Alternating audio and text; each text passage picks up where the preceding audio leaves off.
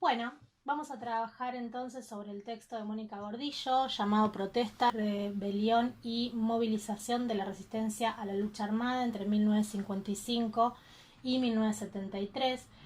Este texto, digamos, toma un periodo muy amplio, lo analiza en 3 etapas, que ahora vamos a mencionarlas,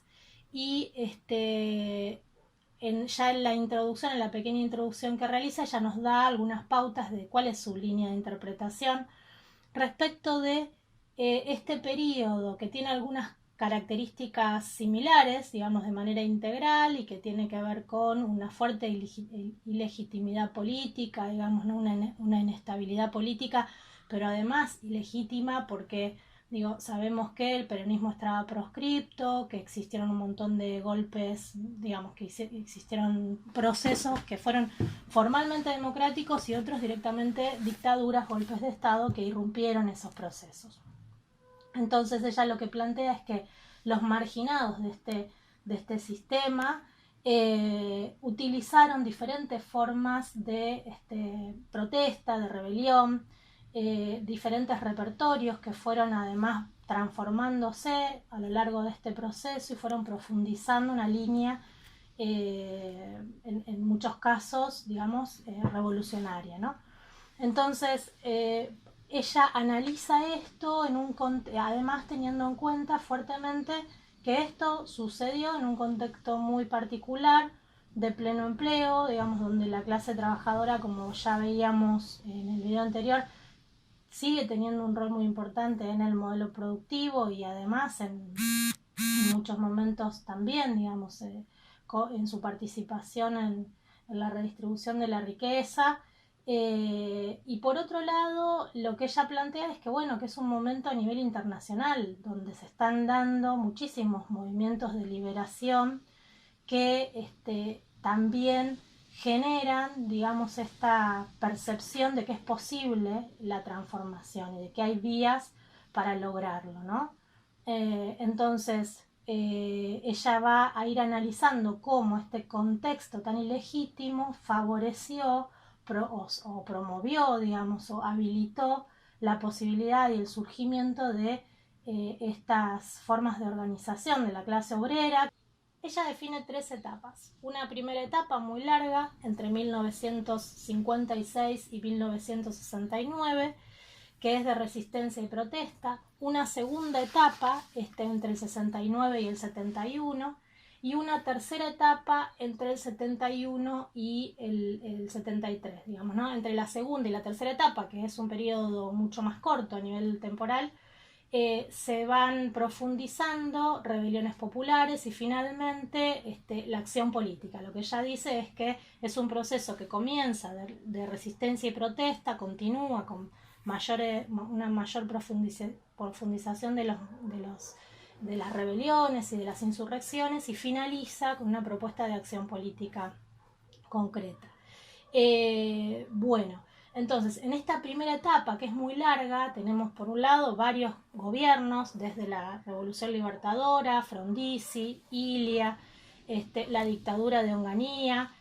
y bueno, y finalmente esta primera etapa termina en los momentos previos a ese gran hecho histórico que fue el Cordobazo y que marcó un punto de inflexión, digamos, en la historia del movimiento obrero. Bueno,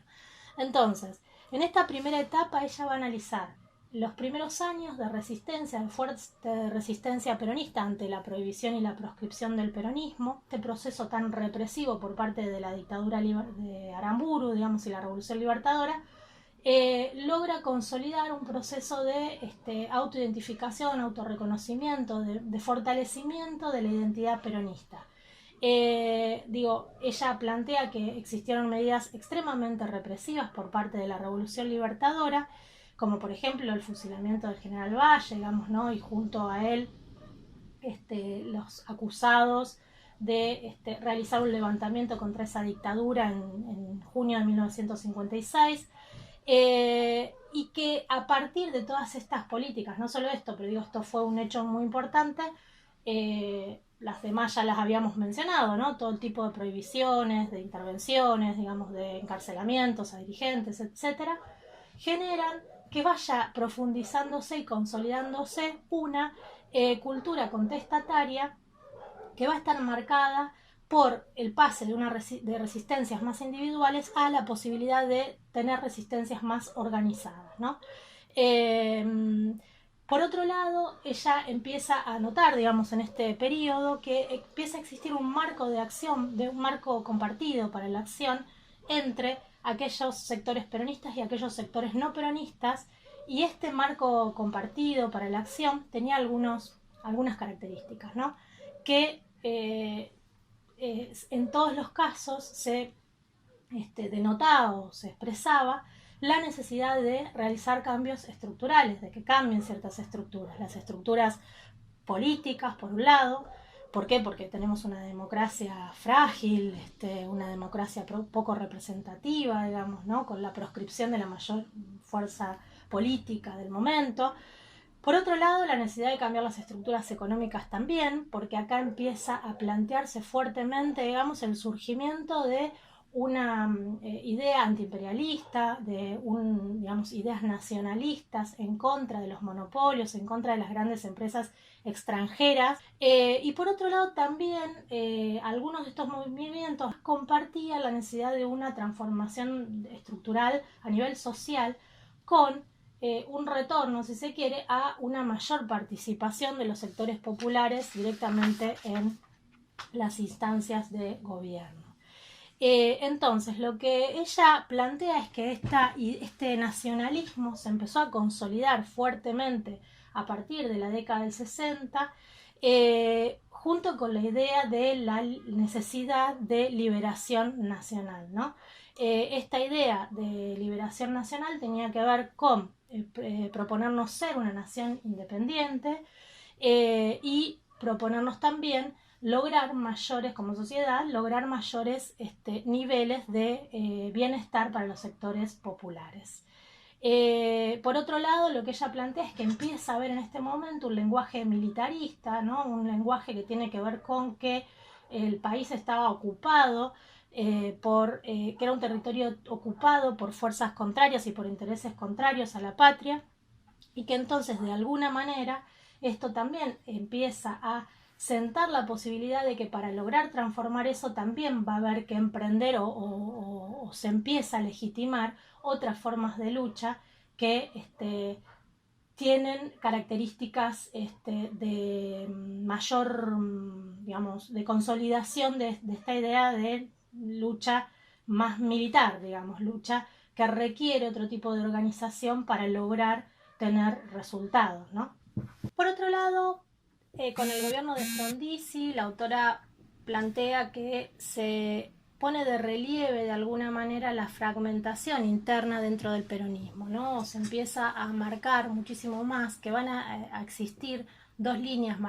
bien marcadas, digamos, dentro del peronismo con respecto a justamente cómo lograr estas transformaciones. La autora lo que plantea es que empiezan a surgir dentro del peronismo líneas que son contrarias, que empiezan a tener grandes diferencias y que plantean fuertemente esta idea de, bueno, para lograr las transformaciones debemos conciliar, debemos tratar de mantener las vías de diálogo y de negociación con el Estado, y otras líneas más duras que van a plantear directamente confrontar con las estructuras estatales, con los gobiernos, más aún con algunos gobiernos, para lograr esas transformaciones que se estaban planteando, ¿no? Como les decía, entonces la autora va a analizar este crecimiento del movimiento obrero como factor de poder, o esta consolidación del movimiento obrero como factor de poder a partir especialmente de el final del gobierno de Frondizi, digamos, y especialmente va a analizar lo que sucedió a partir del gobierno de Ilia, que fue un gobierno que ustedes saben, elegido democráticamente, pero también, digamos, con la característica de que había sido elegido todavía en el marco de la proscripción de la principal fuerza política, el peronismo, con lo cual es un gobierno recordado porque hubo una gran cantidad de votos en blancos, lo que también lo inicia con un gobierno bastante con cierta ilegitimidad, ¿no? Y con cierta debilidad política en ese sentido. Y hay una cuestión que la autora trabaja muy sintéticamente que queremos compartir, que es los planes de lucha de la CGT, que comienzan en el año 63 pero continúan fuertemente en el 64, y que son una demostración justamente de el poder que habían adquirido no solamente las estructuras sindicales en términos de sus dirigencias, sino también cómo ese movimiento sindical se estructuraba de tal manera de también llegar hasta las comisiones internas y los cuerpos de delegados, y lograr una organización tal que permitiera una coordinación de medidas de acción de manera simultánea, para lograr enfrentar y condicionar las políticas del gobierno. Durante el gobierno de Ilia, los estudiantes adquieren un rol, un lugar importante, empiezan a tener mayores posibilidades de organización. ¿Por qué? Porque se abrieron canales muy concretos en el gobierno de Ilia de participación de los estudiantes, de las universidades tuvieron una fortaleza mayor, un aumento presupuestario, se abrieron concursos universitarios, se planteó fuertemente la autonomía universitaria, ¿no? Entonces, en este contexto, los estudiantes comenzaron también a apoyar ciertas luchas obreras, a organizarse, incluso hubo tomas de facultades, y fueron los primeros posteriormente, esto ya nos conecta con la Revolución Argentina, en oponerse por medio de distintas medidas que ya enseguida vamos a ver, a la dictadura de Onganía, ¿no? Entonces, todo este contexto, ¿no?, de fortaleza del movimiento obrero, por otro lado, surgimiento de las juventudes y de los sectores juveniles como un actor político que después va a ser muy importante, son los que marcan el contexto donde se inicia también la dictadura de Onganía. Lo que la autora plantea es que hacia fines de 1965 hay como tres grandes tendencias, o se visualizan distintas alternativas de continuidad de este proceso. Una es la incorporación autónoma del movimiento obrero en el sistema político, por ejemplo, por medio de un partido político. Por otro lado, una salida revolucionaria de la mano de estos grupos que se venían consolidando, grupos, movimientos sindicales, políticos, que ya estaban pensando concretamente en la salida revolucionaria. Y por una tercera alternativa era la salida autoritaria, ¿no? Que esto fue lo que finalmente sucedió de la mano del golpe de Onganía, de la Revolución Argentina. Durante la dictadura de Onganía, ella lo que va a plantear es que las cúpulas sindicales van perdiendo poder. Justamente se plantea esta presencia fuerte del movimiento estudiantil y de los estudiantes en oposición a la dictadura. Esto va generando barricadas, movilizaciones. En una oportunidad muere asesinado el estudiante y trabajador automotriz Santiago Pampillón. Fíjense que esto también, en Córdoba, ¿no? Esto también lo que va mostrando es una interrelación entre sectores estudiantiles y obreros. Algo que se empieza a dar muy fuertemente es que hay obreros que estudian y estudiantes que son obreros y que empiezan a tener participación en los distintos ámbitos, ¿no? Y empieza a haber relación y una potenciación, si se quiere, de esos ámbitos para la acción y para la lucha, y empiezan a encontrar algunos objetivos comunes, apoyarse y acompañarse en sus luchas. Entonces también dentro del movimiento estudiantil se empieza a plantear esta fuerte, si se quiere, discusión entre cuál es la manera más adecuada para lograr esa transformación, si hay posibilidades de plantear reformas dentro del marco democrático, o es necesaria una vía revolucionaria, ¿no? Entonces, En este marco de ascenso de este movimiento estudiantil, la CGT también empieza a tener posturas respecto de lo que estaba surgiendo, con respecto, por ejemplo, a la represión fuerte que sufrió el movimiento estudiantil. La CGT rechaza y realiza un paro general para plantear la oposición en defensa de la universidad, pero sin embargo también se empiezan a plantear dentro de la propia CGT en ese momento diferencias respecto de cuáles son justamente las salidas posibles, ¿no? Y cuáles son los caminos más adecuados.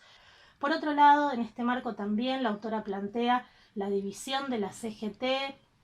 entre la CGT Azopardo y la CGT de los argentinos. La CGT de los argentinos, nosotros les planteamos como fuente el programa de 1 de mayo de la CGT de los argentinos para que puedan ver cómo claramente plantean una línea totalmente distinta y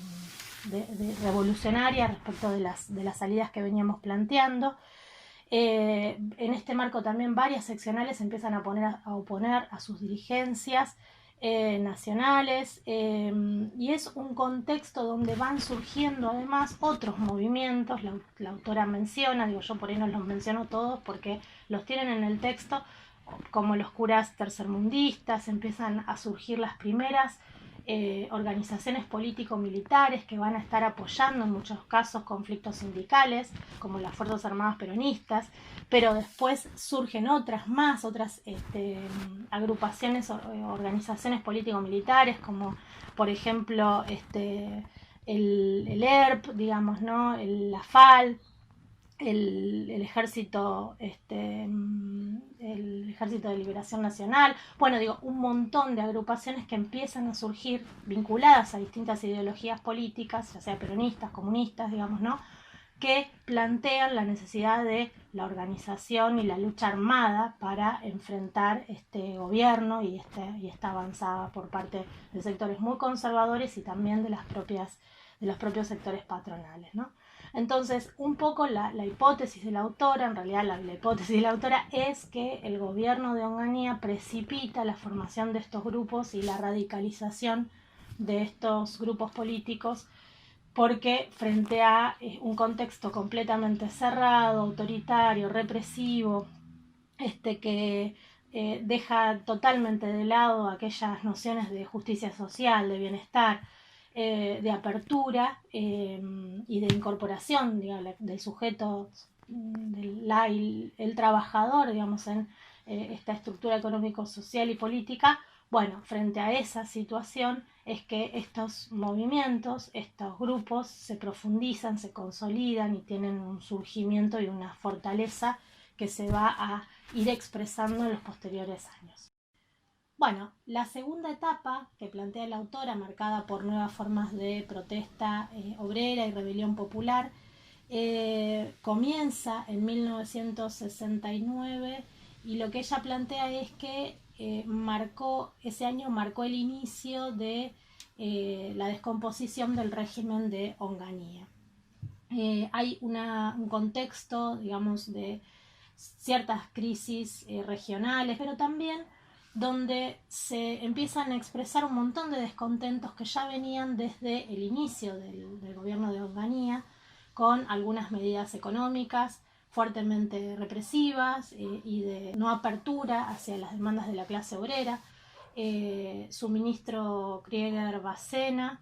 ustedes recordarán ese nombre, ese apellido, porque, digamos, es familiar de los dueños de los talleres Bacena, protagonistas, digamos, de la semana trágica que habíamos analizado en las primeras unidades. Este ministro comienza a tomar una serie de medidas fuertemente restrictivas, como por ejemplo congelamientos salariales, suspensión de las convenciones colectivas, con la promesa de rehabilitarlas, algo que no sucedió y que se llega al año 69 sin que eso haya sucedido, y un montón de medidas económicas de corte liberal, y también favoreciendo a los capitales extranjeros, como la ley de hidrocarburos, y bueno, un montón de medidas que son antipopulares, pero que también tienen las características de ir en contra de esta idea de independencia, esta posibilidad de independencia nacional, ¿no es cierto? Entonces hay una serie de situaciones que se dan a nivel regional no solamente en aquellas regiones que habían sido fuertemente afectadas por la crisis, sino también, por ejemplo, empiezan a plantearse aumentos de impuestos, quites de derechos laborales, empieza a sucederse movilizaciones estudiantiles.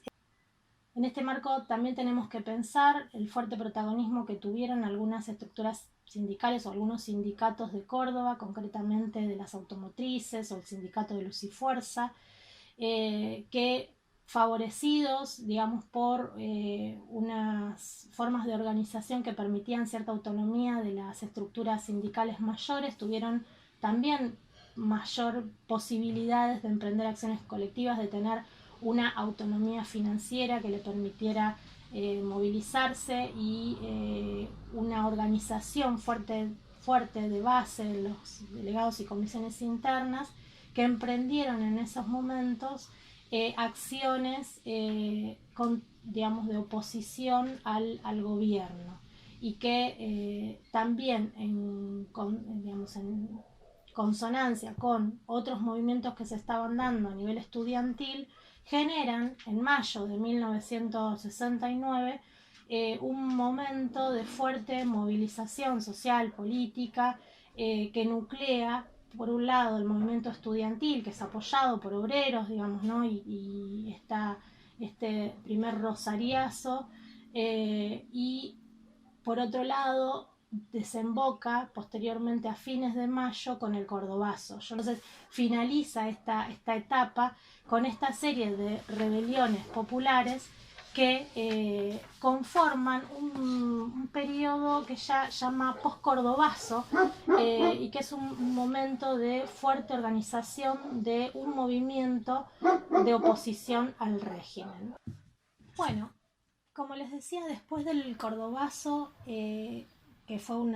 digo, si bien pueden profundizar con los materiales complementarios, ¿no? Pero que fue un momento de rebelión y de insurrección popular muy importante, que dejó presos, heridos, muertos, digamos, pero también fue como un momento, un hecho bisagra en la consolidación de estas rebeliones y de estas formas de organización. La autora lo que analiza justamente es que a partir del Cordobazo continúa un ciclo de protestas que se va profundizando y que además va incorporando, si se quiere, nuevos elementos, nuevos actores, ¿no? Entonces, en este sentido, ella analiza que este ciclo de protestas, por un lado, lo que está marcando es que hay una fuerte percepción de injusticia, y que a su vez hay una posibilidad muy concreta de reversión de esa injusticia, y la construcción de un nosotros, ¿no? Y estos componentes hacen que este ciclo pueda consolidarse y pueda profundizarse. Entonces, por un lado, ella analiza cómo durante 1969 también se siguieron produciendo rebeliones populares muy importantes, de características insurreccionales de todo el pueblo, digamos, ¿no? Puebladas, donde se fueron sumando distintos actores. En este sentido, el Rosariazo, que analiza, digamos, a partir de una huelga ferroviaria que se fue extendiendo, que fue adquiriendo mayores apoyos, que fue tomando mucha más fuerza a partir de nuevas provincias que también decretaron sus huelgas, sus paros, como Buenos Aires, Córdoba, Santa Fe. También fue fuertemente reprimida, y fue reprimida con digamos, aval de que las fuerzas militares podían intervenir en los conflictos internos. Entonces ya vemos la aparición de comandos especializados en la lucha antisubversiva, que van a tener cada vez mayor participación en la historia de nuestro país. Por otro lado, digo, este es un núcleo muy importante que ella analiza, el Rosariazo, digamos, entre fines de agosto y fines de septiembre del 69, pero también analiza cómo este ciclo de protestas y de rebeliones populares continuó. Otro de los núcleos que ella analiza es la irrupción de las bases en las plantas fabriles y la expansión del ciclo de protestas. Y analiza fuertemente el caso de las luchas contra las burocracias, las dirigencias burocráticas o las burocracias sindicales en distintos gremios. Ella digamos, toma en cuenta principalmente en los casos de las automotrices cordobesas, pero también hay un montón de otras situaciones a nivel nacional que marcan la irrupción de nuevas organizaciones en las propias plantas fabriles en contra de las dirigencias burocráticas, ¿no? Que entonces plantean también que es necesario retomar medidas de acción directa, retomar prácticas más democráticas, sindicales, como por ejemplo la toma de decisión por medio de asambleas, encontrar medidas de acción concretas como sabotajes, como paros en el lugar de trabajo, paros de brazos caídos, digamos, ¿no? También ocupación de las plantas, si fuera necesario. Y lo que están planteando estas nuevas formas de organización sindical plantea, bueno, que es necesaria la radicalización de las formas de acción para lograr esas transformaciones. Uno de los lemas que la autora remarca ahí es, de ese momento y de esas organizaciones, es ni golpe, ni elección, revolución, ¿no es cierto? Como una de las cuestiones que se estaba planteando muy fuertemente. Hay una demanda entonces fuerte de autonomía, de democratización por parte de las bases, que cambia o que pretende transformar la situación previa de verticalidad y de disciplina sindical que se planteaba desde principalmente la CGT Azopardo, digamos, ¿no? La CGT de Bandor. Entonces, por un lado, esto es muy importante porque es un movimiento que vuelve a llevar la disputa al centro de la producción, a las propias fábricas, y es a partir de estas formas de organización que van a empezar a también desarrollar muchos vínculos con la comunidad y nuevas formas de acción novedosas, qué sé yo, como por ejemplo la autora plantea el caso de la huelga de hambre de los trabajadores de la Fiat, en Navidad, en Nochebuena, que planteó, digamos, un acercamiento también a otras instancias comunitarias, ¿no? Porque la lucha contra el hambre en momentos de crisis y de ausencia de derechos era una de las luchas importantes que se estaban llevando a cabo. Por otro lado, también ella plantea que hay un nuevo actor que empieza a surgir, principalmente en los años 70, que tiene que ver con las organizaciones político-militares. Y acá el surgimiento de Montoneros, en realidad el surgimiento, digamos, la aparición pública de Montoneros y del ERP son fundamentales, que además empiezan a establecer relaciones concretas con el movimiento sindical. Plantea ella la existencia de células en las fábricas, plantea la existencia de acciones de apoyo a determinados conflictos sindicales. Entonces la irrupción de estas organizaciones también marca una transformación muy importante en esta segunda etapa que plantea la autora de rebelión popular.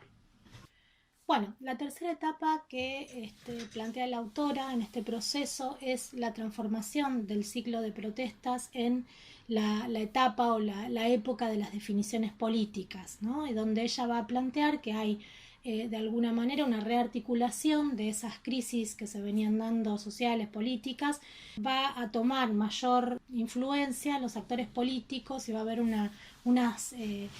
forma de reencaminar ese proceso de transformaciones por la vía política. Entonces, recordemos que Onganía había sido depuesto unos pocos días después de que habían asesinado a Aramburu. Fue reemplazado por Livingston y a partir de 1971, en los primeros meses, el gobierno de Livingston enfrenta un nuevo ciclo de movilizaciones conocido como el Viborazo,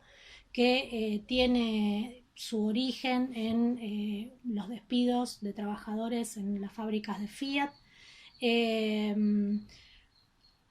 a partir del cual, digamos, se toman fábricas, el ejército va a reprimir, a desocupar las fábricas, digamos, se generan situaciones de conflictividad y en este marco Livingstone designa a Uriburu como gobernador de la provincia de Córdoba, un personaje de la derecha católica, conservador, que tiene una frase muy famosa que se las voy a leer, al asumir que dice que Dios le había encomendado la misión de cortarle la cabeza a la víbora venenosa que anida en Córdoba, ¿no? Frente a esta expresión hay una movilización popular en contra de la designación de este gobernador, una revuelta general que finalmente desemboca en la renuncia de Uriburu, también en el cambio de gobierno, donde bueno, comienza a gobernar el país Lanús, digamos, ha reemplazado Livingstone por Lanús.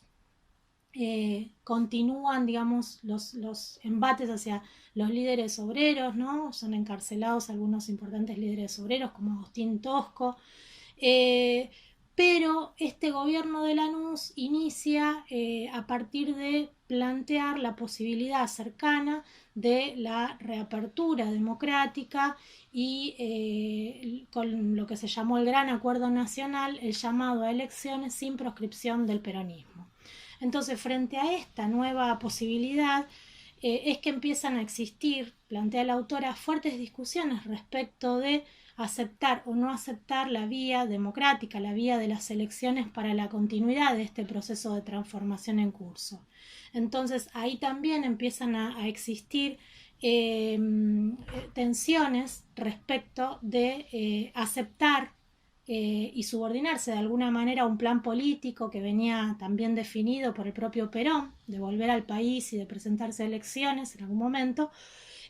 o seguir por la vía de oposición más radicalizada, más revolucionaria, que termina primando, digamos, la vía de la aceptación de las elecciones, pero no sin disidencias internas. En este caso,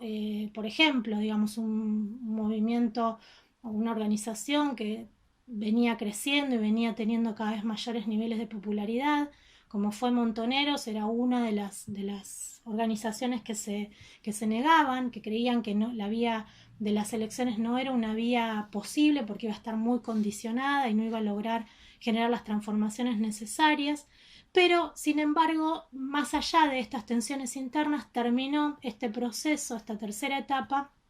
con la vuelta, el regreso del general Perón, la consolidación de una fuerza, de un frente electoral que llevó a Cámpora y a Solano Lima a la presidencia. Comienza un nuevo momento que,